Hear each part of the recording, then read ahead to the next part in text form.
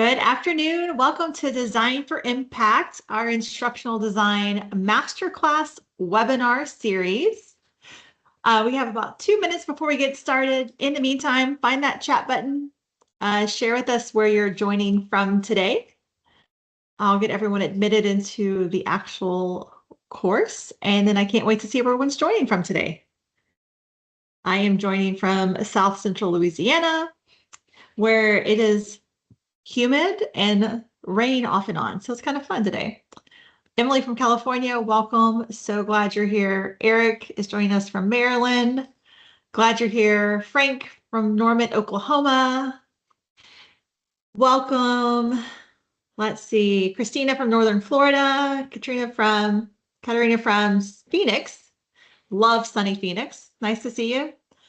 Nikki's joining us from Pennsylvania. Glad it's warm there for you in Pennsylvania. Frank is joining us from Wisconsin. Welcome.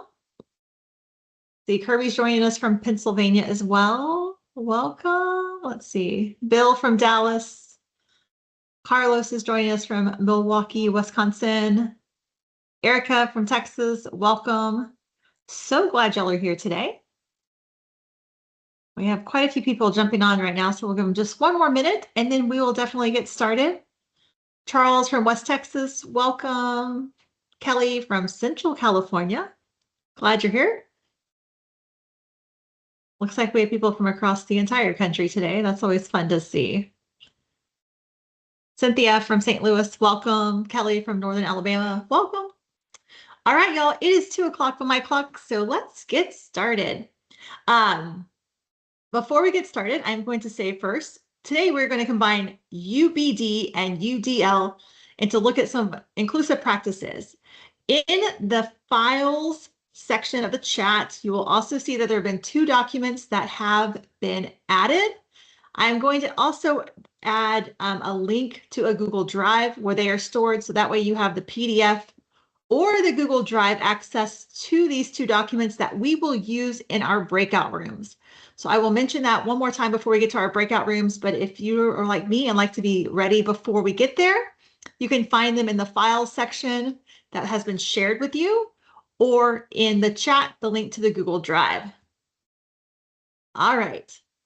So with that, here's what we're going to do. We're going to review and kind of identify those core principles of UbD and UDL today. And as y'all know, those are acronyms like everything else in education, and they can cause you to get tongue-tied. So let's hope for the best today. If I misspeak, I will try to correct myself, or let me know in the chat and I'll correct it. Also, we're going to look at aligning our learning goals, our assessment, and our instruction with those practices. And then we're going to apply one really practical strategy that we can use to design a really great learning pathway for all of our students and our learners. So first, we're going to start off by playing the game, Would You Rather?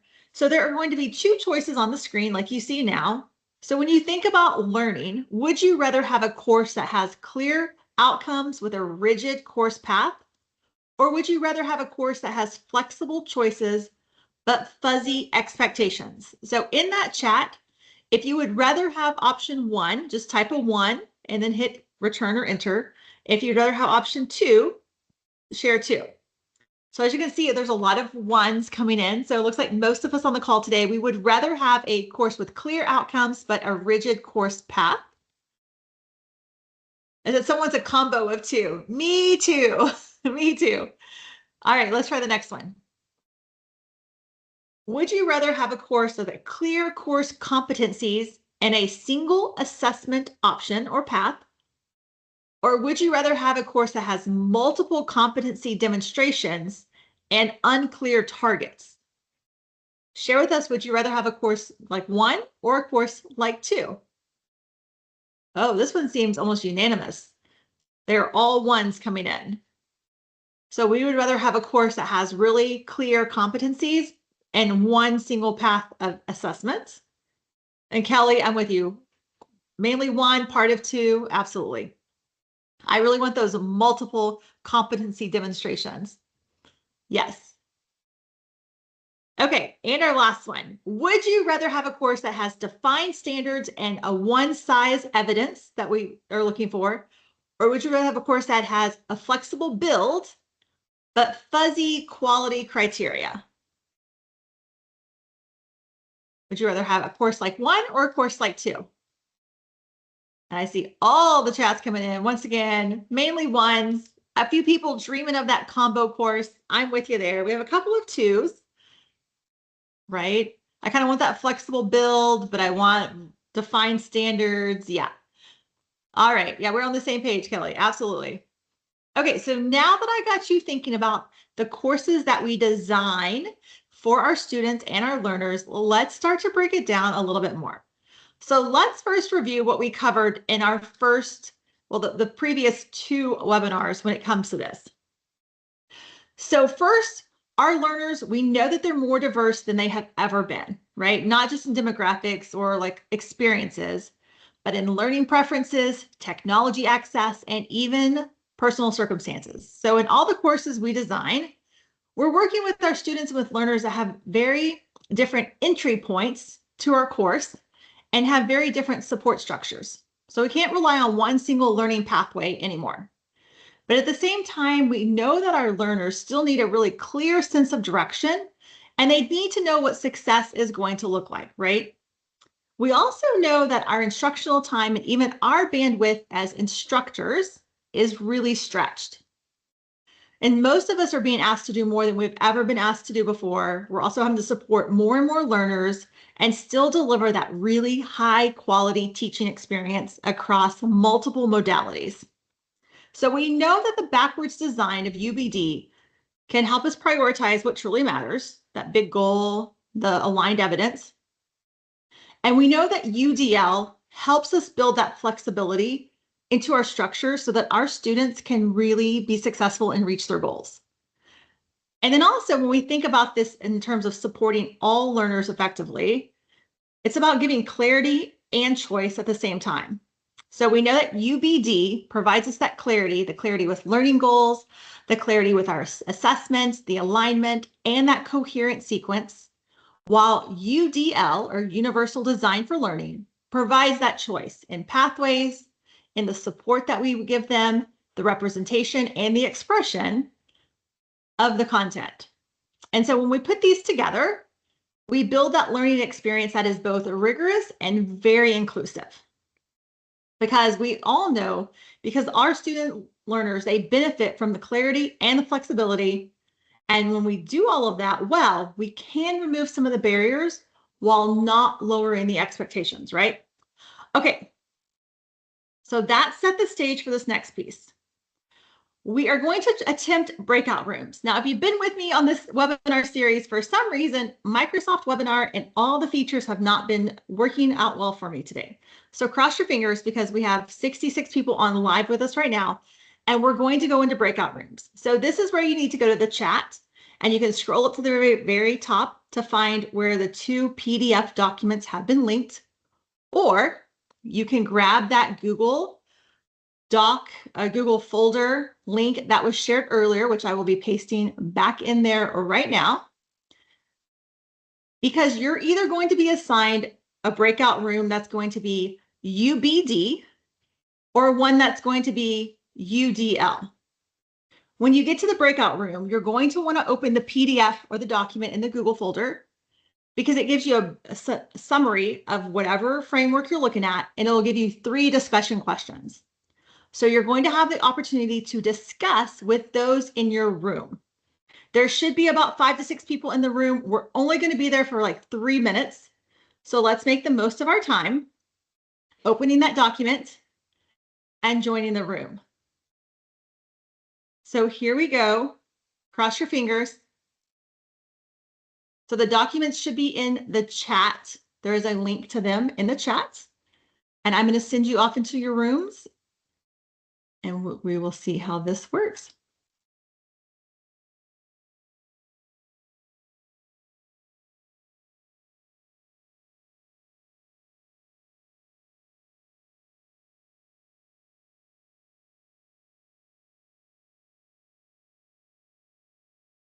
All right. And it is moving, people.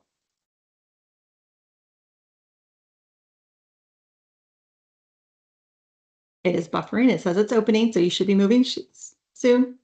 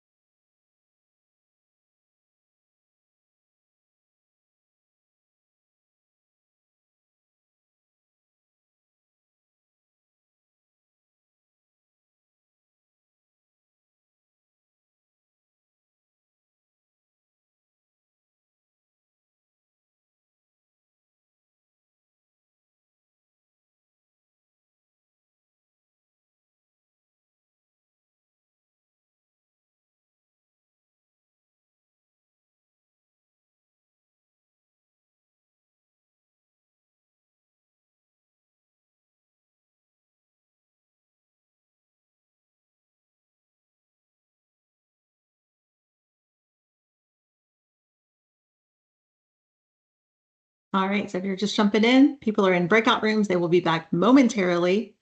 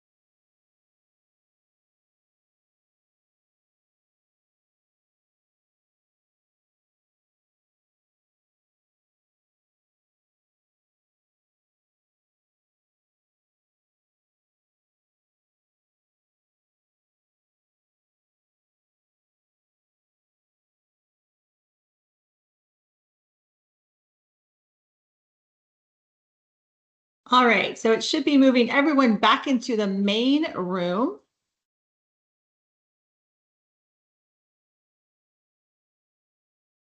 We'll give everyone just a moment to jump back in from the breakout rooms. Everyone should be coming back over into the main room. As you jump back over into the main room, all right, so you had a moment to talk about some of the UDL and UbD principles. We're making sure everyone gets admitted back into the main room right now.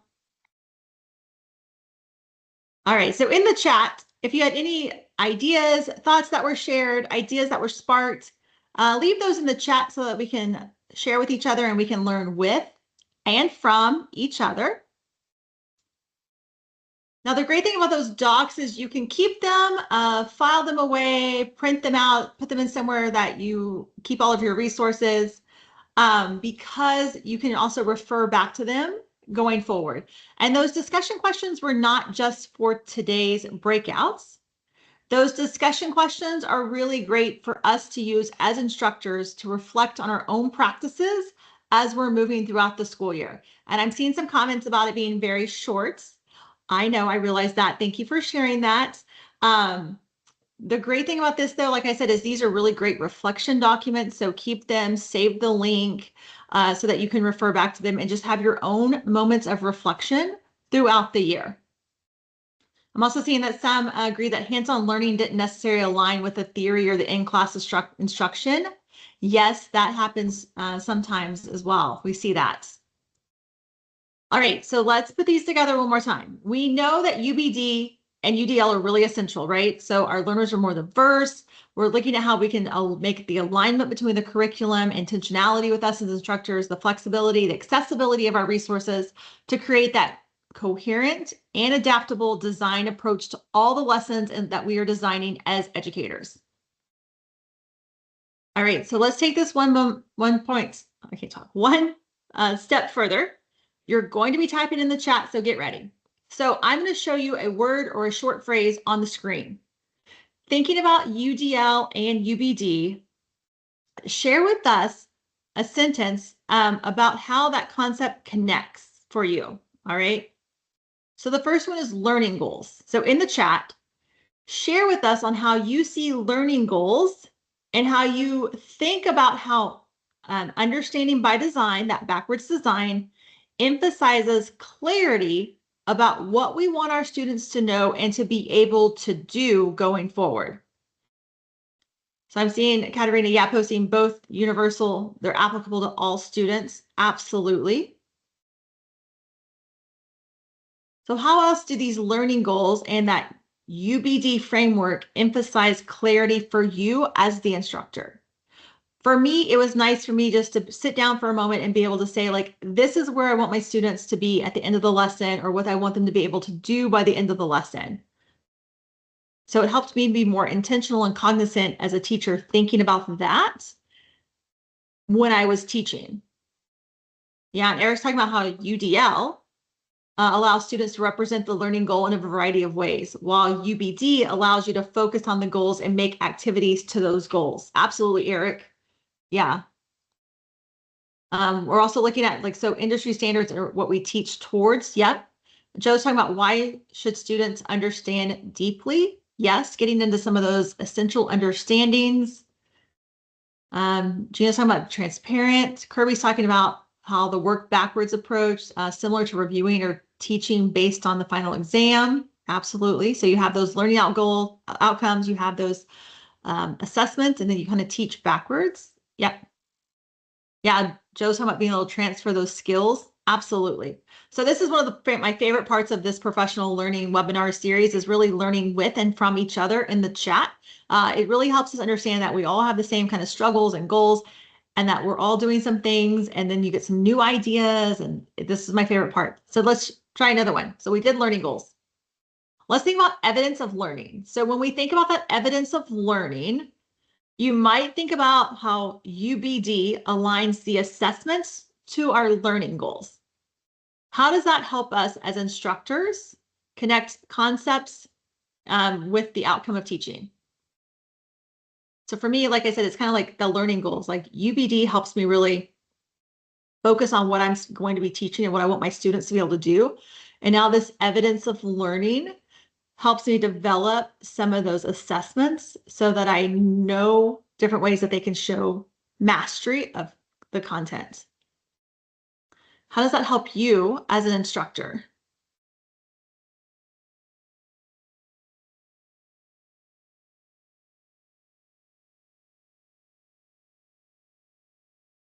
I'll give you just a moment to type that in the chat since it's a little delayed.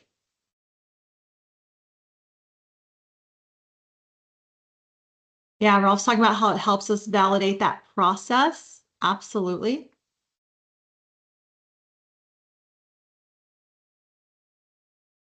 Kind of helps us realize there's different evidences of learning that get to the same points. Yeah, Charles talking about how evidence of learning is driven by alignment and correlation. Yep, once it defines, it helps with that assessment. Absolutely, y'all are right on. That's what I'm thinking too.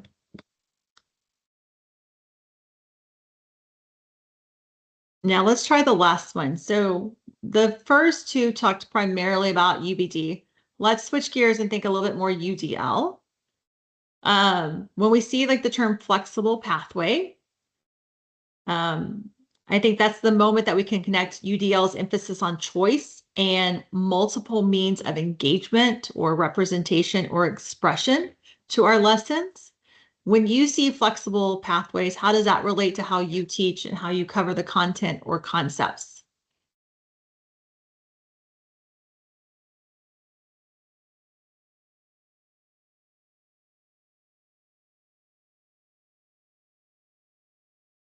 Yeah, Joe, differentiated instruction. I go there immediately too with some of these flexible pathways. thinking about how I can differentiate my instruction, how I can provide different access points for my students. Yeah, Kirby is talking about Malcolm Knowles. Every learner is different and a flexible approach is necessary for adult learners. Absolutely. We're talking about common goals, but there's different ways for students to get their best, allowing students to choose their own path, that flexible evidence. Absolutely. So these are all things that can relate to those flexible pathways that include UDL, is what I typically think of a little bit more of. The inclusive instructional approach, writing heavy assignment demonstrations, etc. Nikki's also talking about different formative assessments. So yeah, providing those flexible pathways. So sometimes that pathway is not just a learning pathway, but it could be an assessment pathway as well that we can show mastery. Awesome. Okay, let's tie these together. So when we think about, we looked at some of this last week, when we think about how these two frameworks can come together, sometimes we think that, stage one of UbD, which is those learning goals, and the UDLs, which is multiple means of engagement.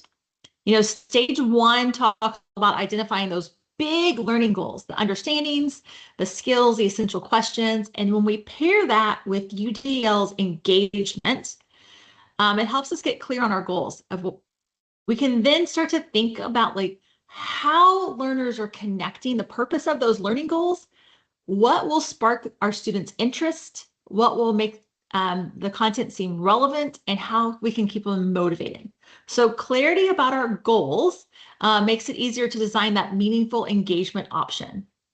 And then sometimes if we think about stage two, which is the evidence, and then we pair that with the UDL's expression or the action, we can understand exactly what that understanding or that skill mastery looks like. And then we can offer different ways for our students to demonstrate it, kind of like what you were just talking about in the chat. So sometimes that demonstration might be, or expression could be presentations, or like Eric was saying, like that written response or demonstrations or projects or performance tasks.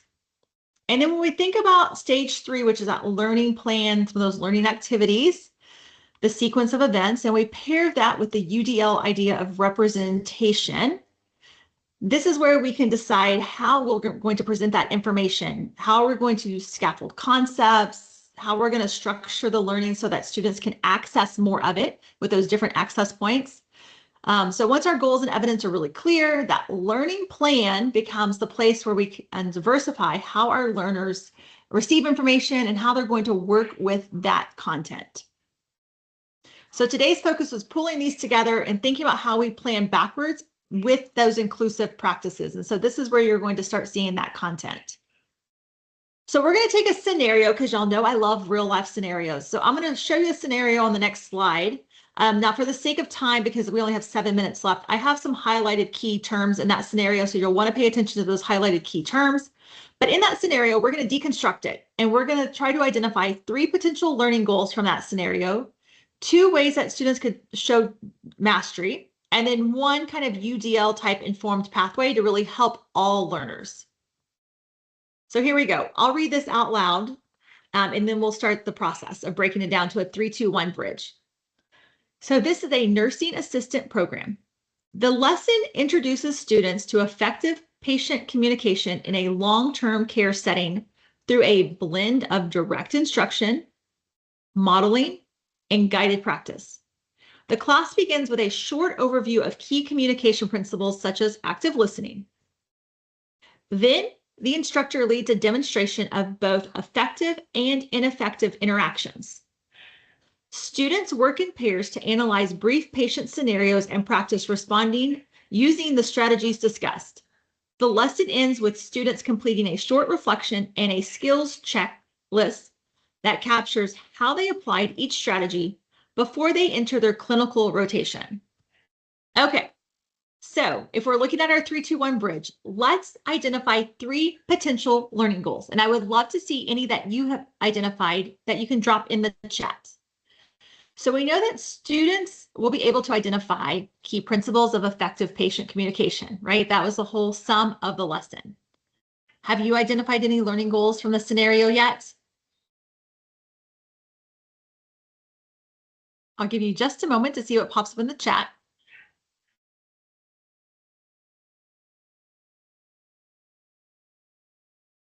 Yeah, so kind of when he's talking about active listening.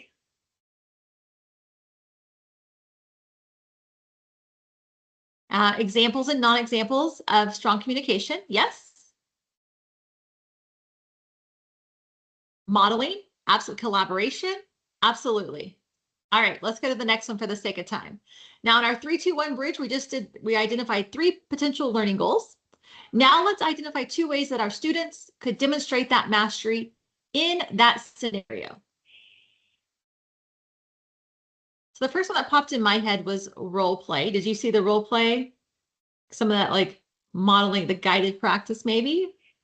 What are some other ways that students could demonstrate mastery in this scenario?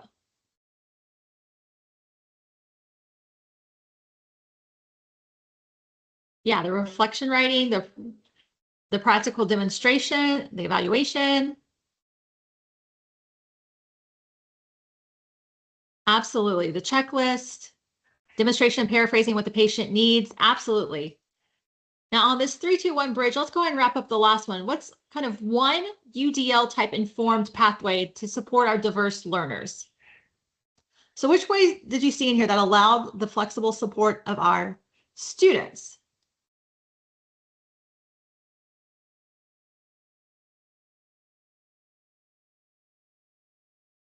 Yeah, so using a rubric to evaluate role play, to allowing them to use a reflection and a skills checklist to capture kind of how they applied those strategies, some of the engagement, that blend of direct instruction, another rubric.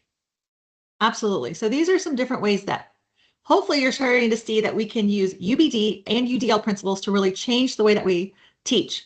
Now, you may be thinking, Mandy, I do a lot of this already. And you probably do, right? A lot of times, us as instructors, we do these really great research backed practices or evidence based practices, and we don't really think about what we're doing. So I'm sure you're already using a lot of these practices in your own teaching, which is great. It just reinforces what we do and helps us maybe gives us some more words that we can use to describe what we do, especially when it comes time for evaluations. If not, hopefully today also kind of sparked some ideas about ways that you can really be more intentional about using UBD and UDL frameworks in your teaching. And so with that, I would love just a summary, a quick exit ticket. You can either write it down or share it in the chat. But think of like what stuck out for you for today's webinar, just a 6-word summary. So if I were going to do a 6-word summary, I probably would write something like better planning creates better learning journeys, right? So I'm seeing some come in, quantify steps for better quality. So we're starting to see some of those 6-word summaries come in, and we can review those and reflect on our own time. As you see those come into the chat, better planning creates better student understanding. Absolutely. Comprehensive lesson objectives lead to success, right? I love this. So we're going to take this information. So we've been combining UBD and UDL the last 2 weeks. We're now going to start to think about essential questions and big ideas in our course design. So you can scan that QR code and join us next month at the end of April at 2 p.m. Central, where we'll look at essential questions in course design. And then as always, we have about a minute left. We love to make things better. So feel free to scan the QR code, give us a little feedback. If you like certain things, let us know.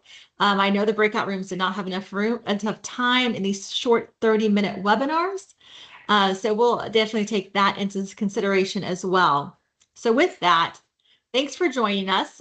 Within the next 48 hours, you're going to receive an email that's going to have a PowerPoint. It's going to have the recording. It's going to have a certificate of attendance, and then also a link to the YouTube channel where all of these instructional design webinars are held so that you can review them and share them as needed.